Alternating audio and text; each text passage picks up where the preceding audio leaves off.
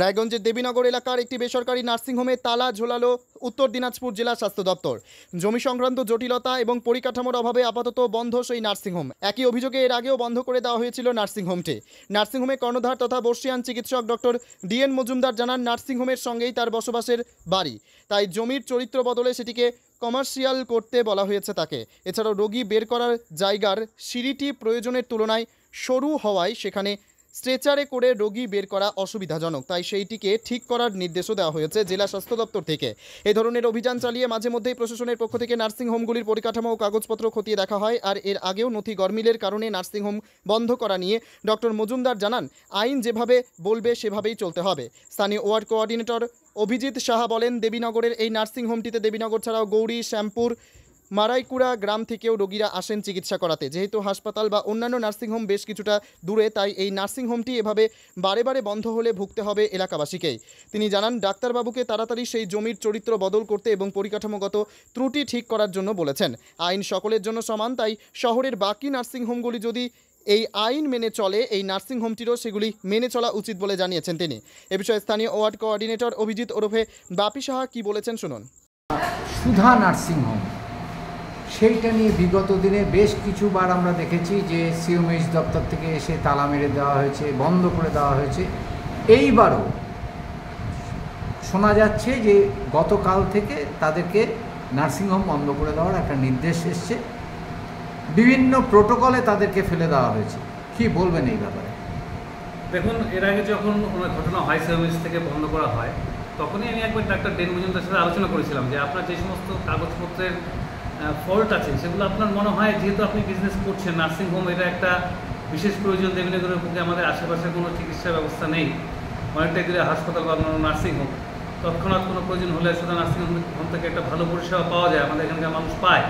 আমি নিজেও সেটা পেয়েছি অনেকবার। তো বলেছিলাম যে এই সমস্যাগুলো থাকলে আপনি তাদের মিটিয়ে নেবেন, যাতে নার্সিংহোমটা এভাবে বন্ধ না হয়। আসল কথা, একটা গাফিলতির দিক থেকে দাঁড়িয়ে আপনার ওনার যে নার্সিংহোমটা রয়েছেন সেটা অ্যাকচুয়ালি বাস্তুর উপরে ভিত্তি করে করা আছে, কিন্তু একটা নার্সিংহোম করতে গেলে যেহেতু একটা ব্যবসায়ী প্রতিষ্ঠান, সেহেতু এটাকে আপনাকে কমার্শিয়াল করতে হবে জমিটা, তো সেটা উনি করেননি। এটা ওনার হয়তো একটা গাফিলতির থেকে এটা হয়েছে।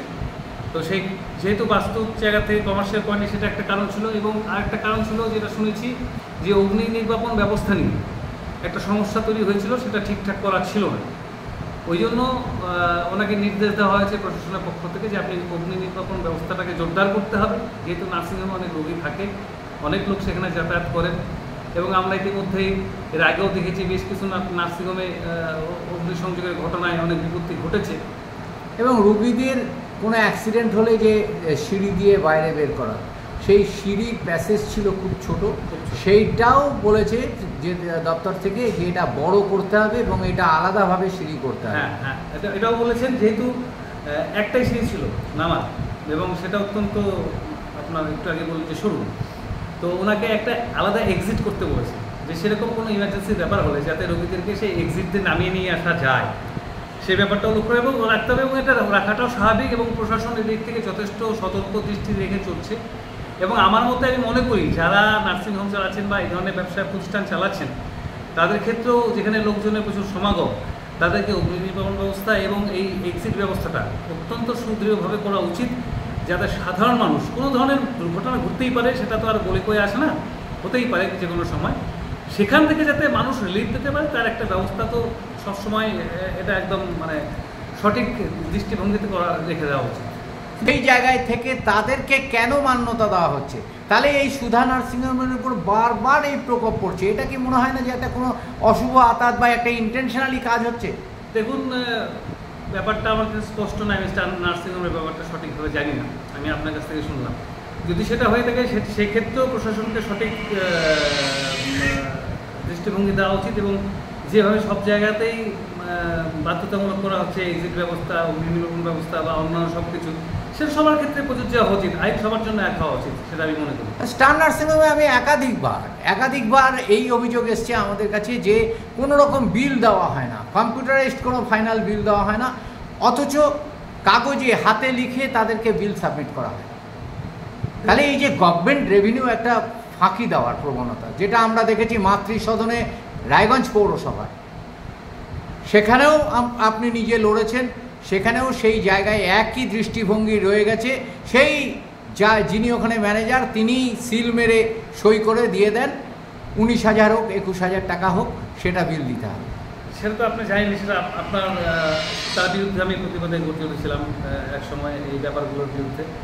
তো আমি মনে করি প্রশাসন যদি পার্টিকুলারলি সুধা নার্সিংহোমকেই তাকে সঠিক ব্যবস্থাপনার মধ্যে দিয়ে চলতে বলে থাকেন, তাহলে আমি মনে করি, আমি একটু আগে আপনাকে বললাম যে রায়গঞ্জের প্রত্যেকটা ব্যবসায়ী প্রতিষ্ঠান, সে নার্সিংহোম হোক বা শপিং মল হোক বা যাই হোক, তো প্রত্যেকেরই অগ্নি নির্বাহন ব্যবস্থা এবং এক্সিটের ব্যবস্থা, যাতে দুর্ঘটনা ঘটলে মানুষ বেরিয়ে আসতে পারে, তার ব্যবস্থা জোরদার করা, এবং সেটা তাদের যেমন নৈতিক কর্তব্য, এবং আমি মনে করি প্রশাসনের কাছে অনুরোধ রাখবো যে আপনারাও এই ব্যাপারে সজাগ দৃষ্টি দিয়ে এই ব্যাপারে সঠিক ব্যবস্থা গ্রহণ করবেন, আশা রাখি আগামী দিনে। পাশাপাশি নার্সিংহোমের কর্ণধার ডাক্তার ডিএন মজুমদার কি বলেছেন শোনাবো। আমরা যেটা শুনতে পেলাম যে সিএমএইচ এর দপ্তর থেকে আপনাকে একটা এই নার্সিংহোম বন্ধ রাখার নির্দেশ দিয়েছে, কারণটা কি? কারণটা আমার যে ইনফ্রাস্ট্রাকচার যেটা আছে, আমার ওই সিঁড়ি আর কমার্শিয়াল, সিঁড়িটা আমার একটা দুটো সিঁড়ির একটা আছে, সেটা ছোটো, প্রেশার উঠবে না, তাহলে এটা হবে না। আর একটা হচ্ছে এই আমার যে নার্সিংহোম যেটা এই কয়েকটা দেবো, সেটা আবার কমার্শিয়াল আছে, সেই কমার্শিয়াল আমি ট্যাক্সও দিয়েছি কমার্শিয়ালটা। আর এখন বলছে যে না, পুরো বাড়ি শুদ্ধ 1 বিঘে আমার জায়গা পুরোটা কমার্শিয়াল করতে হবে, পুরোটা কমার্শিয়াল করতে হবে। তারা তো কমার্শিয়াল করবো, তবে কী করতে হবে, যে ইনকোয়ারিতে যে আসবো, সেই ইনকোয়ারি করে বলতে এখনও রিনিউ করছে না, বন্ধ করলো না, তখনও রুগী ভর্তি করছে। হঠাৎ থেকে যে 2-3 দিন পরে সে বলতে চিঠি করলো যে তুমি রুগী ভর্তি বন্ধ করো, বন্ধ করে সেই আর আছে স্টাফগুলোকে বাইরে পাঠিয়ে দিয়েছি, আর 2-3 দিন সব কাজ করে বেতন আমি দিচ্ছি তাকে। বলছি, আমরা বিগত বেশ কয়েকবার দেখেছি যে আপনার নার্সিংহোমের উপরেই সিএমএইচ একটা বারবার আঘাত হানছে, কারণটা কি? না, সেটা বলতে পারবো না। এর আগেও আমরা দেখেছি আপনার নার্সিংহোম বন্ধ করে দিয়েছে, এইবারেও দেখছি যে আপনাকে নানান রকম প্রোটোকলে ফেলার চেষ্টা করছে, কারণটা কি? আমি বলতে পারবো না। এটা কি উদ্দেশ্য প্রণোদিত বলে মনে হয়? শ্রীমতির কাছে ব্যাপারে যায়নি, অফিসে যায়নি, যা আইন হবে সেটা মানবে, গভর্নমেন্ট আইন যা হবে সেটাকে মানতে পারতে পারবে। তবে অচিরেই প্রতিষ্ঠানটি পুনরায় চালু হবে এমনটাই চাইছেন এলাকার মানুষ। রায়গঞ্জের দেবীনগর থেকে নিজস্ব প্রতিনিধির রিপোর্ট, টাইমস 14 বাংলা।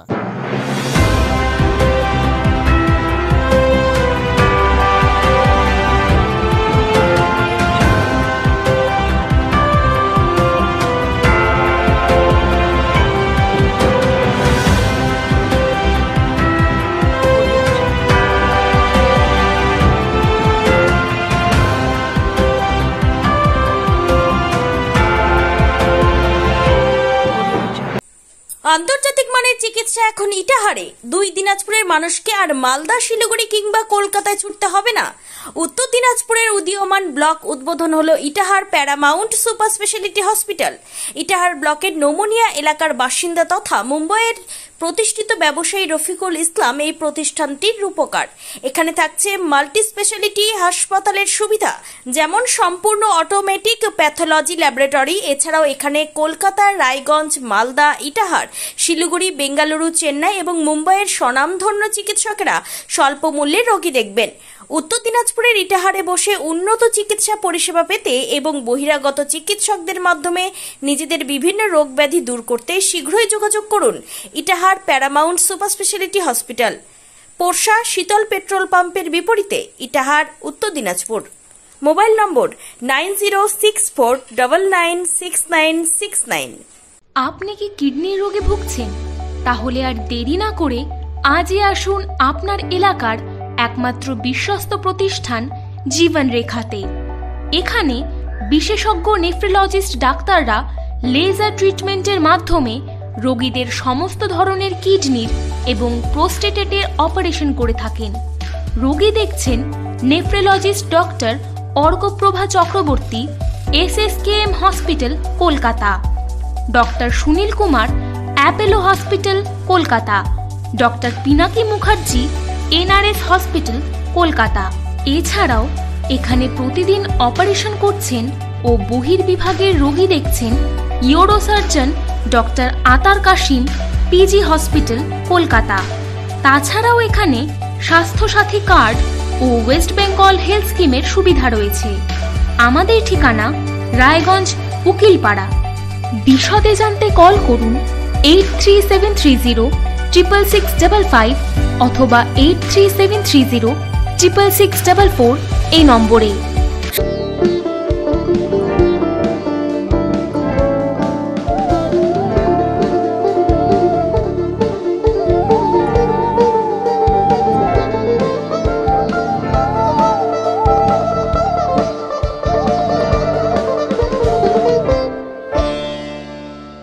আপনি কি চাকরি পরীক্ষার্থী?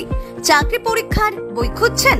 তাহলে আজই চলে আসুন সৌর বুক অ্যান্ড ম্যাগাজিন সেন্টারে। এখানে BSc, WBCS, bank, rail, ICDS, nursing, ANM এবং জিএনএম সহ কেন্দ্রীয় ও রাজ্য সরকারের সকল চাকরির পরীক্ষার বই ও ম্যাগাজিন পাওয়া যায়।